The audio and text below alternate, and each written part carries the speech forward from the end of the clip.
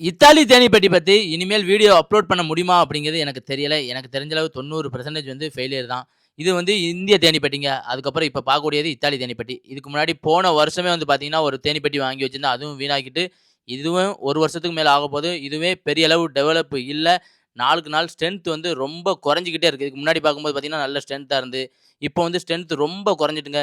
8 ஃப்ரேம்ல இருந்த இப்போதைக்கு 1 ஃப்ரேம் கூட தெளிவான இல்ல. இத காப்பாத்த முடியுமா? அப்படிங்கிறது வந்து எனக்கு தெரியல. எதுக்காக அப்படின்னு பார்த்தீங்கன்னா, இதோட ஆக்டிவிட்டி ரொம்ப ஸ்லோவா இருக்கிறதுனால, சின்ன சின்ன குருவிகள்லாம் அந்த தேனீக்கள ஈஸியா புடிச்சிட்டு போயிருதுங்க.